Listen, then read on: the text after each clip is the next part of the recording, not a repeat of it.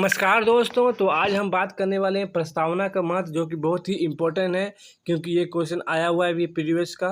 तो इसीलिए आपके लिए ये बहुत ही और भी आगे इम्पोर्टेंट बन सकता है, आपका भी एग्जाम में आ सकता है। ठीक है, ये किस टॉपिक का भाग है? अंडरस्टैंडिंग ऑफ इंडिया का भाग है, प्रस्तावना का महत्व। चलिए जानते हैं प्रस्तावना का महत्व क्या है। प्रस्तावना जाए तो प्रस्तावना के बारे में अब थोड़ा मोड़ा जान लीजिए। क्या प्रस्तावना के बारे में अब थोड़ा मोड़ा जान लीजिए।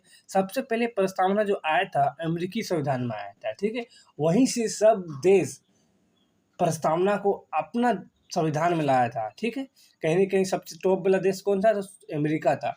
इसी देश से सब रुचि लेकर अपना अपना संविधान में प्रस्तावना को लाता है।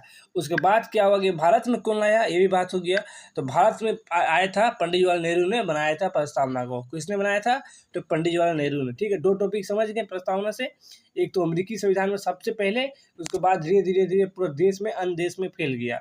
तो भारत में पंडित जवाहरलाल नेहरू ने प्रस्तावना को बनाया गया था। ठीक है, अब थोड़ा मोड़ा जान लेते हैं प्रस्तावना के बारे में। ठीक है, कौन सा संविधान में है, क्या संविधान के भाग है क्या नहीं है, थोड़ा मोड़ा जान ले। देखिए, भारत का 42वां जो संविधान संशोधन हुआ था 1976 में, इसमें आपको 3 गो वर्ड को जोड़ा गया। कितने वर्ड को? 3 गो। एक समाजवादी था, एक धर्मनिरपेक्ष था और एक अखंडता था। ये तीनों जोड़ा गया।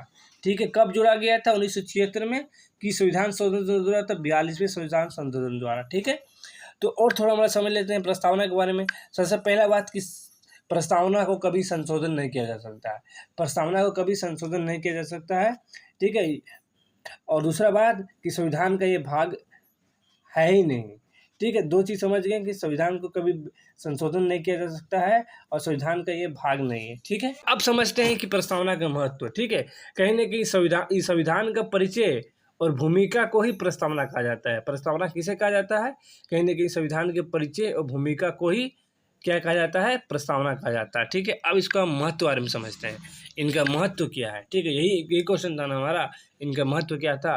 देखिए, इसने क्या होता है, इसमें जो संविधान सभा की महान एवं आदर्श सोच उगली थी, मैं समझे, उतना व्यक्ति जो बनाया 2 साल में लगा इसको बनाने में, क्या हुआ कि उस सभी लोगों का आदर्श सोच सब यही है।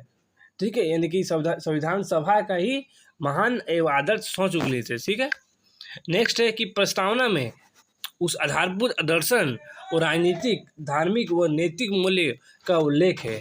कहीं ना कहीं प्रस्तावना में नैतिक मूल्य हुआ, ठीक है, राजनीतिक हुआ, धार्मिक हुआ, सब कुछ उल्लेख है इसमें। कहते हैं कि कहने का तात्पर्य है कि जो भारत के लोग थे, ठीक है, उनके अनुसार जो बड़ा बड़ा राजनीति शास्त्र थे, उसने क्या कहा, उसके द्वारा जो महत्व था वो क्या था। ठीक है, जैसे कि संविधान सभा का जो अध्यक्ष था सर अल्लादी कृष्ण स्वामी अय्यर ने, इसने कहा किया कि हमारे दीर्घकालिक सपनों का विचार है। क्या जो महत्व है, ये हमारे दीर्घकालिक सपनों का विचार है। किसने कहा? सर अल्लादी कृष्ण स्वामी अय्यर ने कहा था। ठीक है, नेक्स्ट देखिए क्या है। नेक्स्ट क्या है? पंडित ठाकुर दास। पंडित ठाकुर दास ने क्या किया, इसने क्या कहा प्रस्तावना के बारे में? क्या कहा इसने? कहा कि प्रस्तावना संविधान का सबसे सम्मानित भाग है।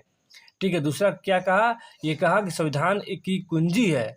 ठीक है, प्रस्तावना संविधान की कुंजी है।